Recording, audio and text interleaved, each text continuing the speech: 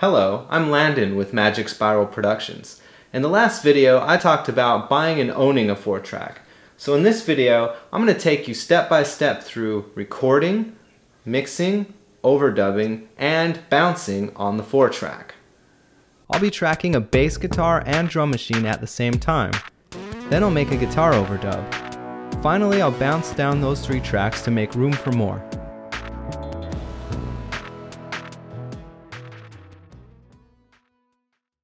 Pretty soon you'll get into the habit of defaulting the settings on your tape machine before you press record. So let's zero the EQ and pan controls to 12 o'clock. I like to keep the faders at 7 so I have headroom in case something wasn't recorded loud enough. Let's return our counter to 0 and decide on noise reduction. I've recorded both with and without noise reduction with varying results. I think it's best for you to experiment with it yourself to see what you prefer. I'll be recording without noise reduction today. This Tascam has 4 different inputs, which enables me to record 4 different tracks at once. Some tape machines have extra inputs called 5/6 and 7/8.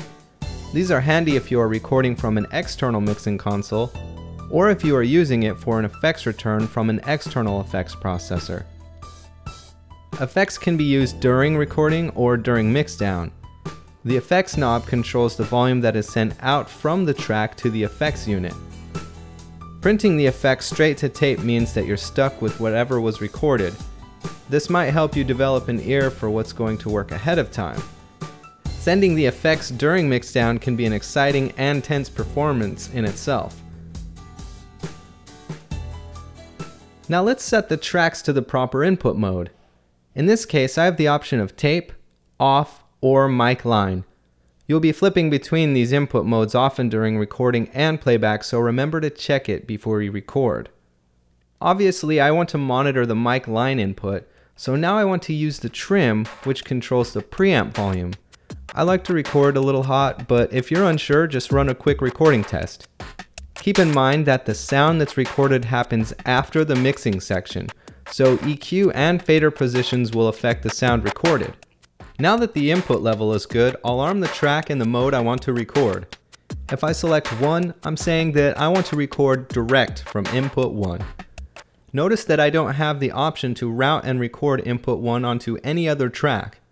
If I select safe, that track will not record.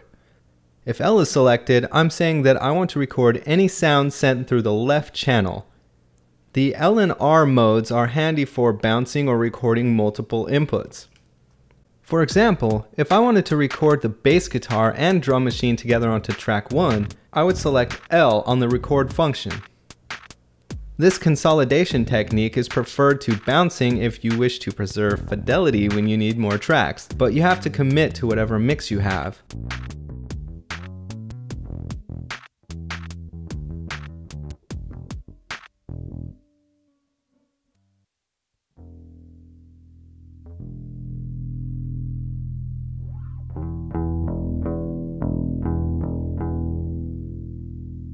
For now, I want to record on separate tracks, and that's what we're set up to do, so let's roll the tape.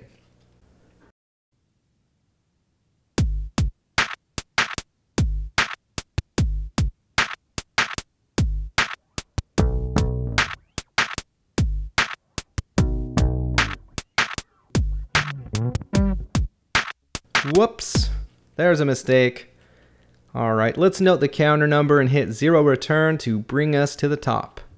Quick playback to make sure it was recorded properly. Alright, back to the top to record over the mistake. Before I do that, I like to record silence to ensure that the tape was wiped clean. Some choose to just keep the tape rolling and do multiple takes, but with the limited recording time of the cassette, I prefer to clean my mistakes.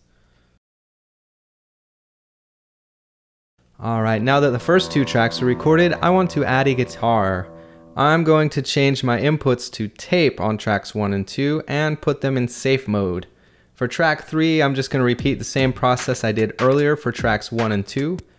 Now I should hear what was previously recorded while I add the new track.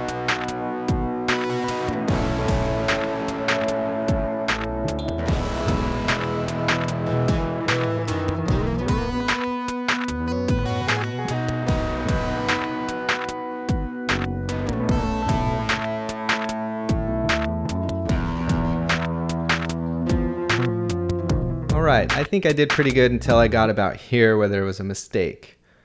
I can use a foot switch to punch in, or we can do it by hand, which is pretty difficult because precision timing is key.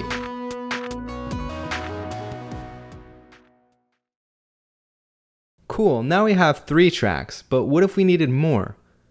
I left the 4th track open so I have a space to consolidate the first 3. Now here's one scenario where we can take advantage of the effect sends. I'm connecting a delay from the effect out to bring it back to the stereo inputs. Now I'll make sure that tracks 1, 2, and 3 have tape selected for their input. I'll select the input for track 4 to be off, and now to arm that track to record the right channel bus by selecting R in the record function. Quick note to add is that we can record additional instruments during a bounce. We can also use the tape cue monitor if we wanted to bypass the mixing section. Now to play the tape back to set the levels and play with the effects. This is a good time to take down notes for any special mixing cues. Once I'm confident with the levels, I'll just perform the mix in real time.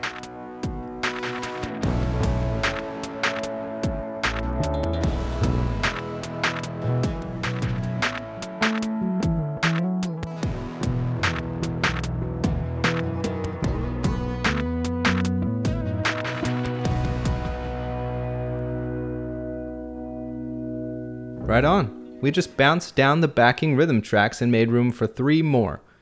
Now we can wipe those 3 tracks and add anything else we want. Keep in mind that the different tape machines offer different features, and some machines will either be more or less capable of what I demonstrated here. As you can see, the 4-track is rather limited, but not without its charm. It's fun to find workarounds and solutions to all the problems and limitations, especially as you develop foresight into the recording process.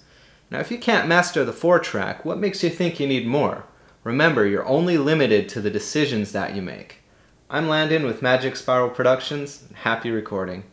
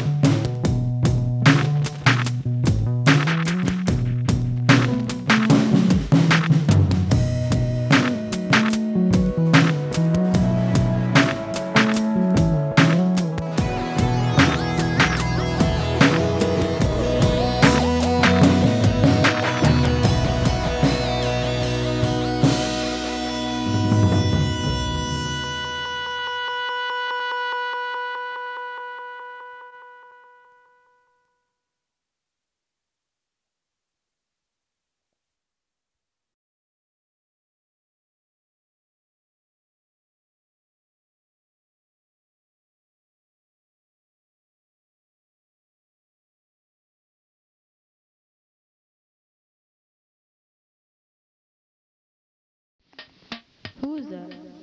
My Uncle Victor?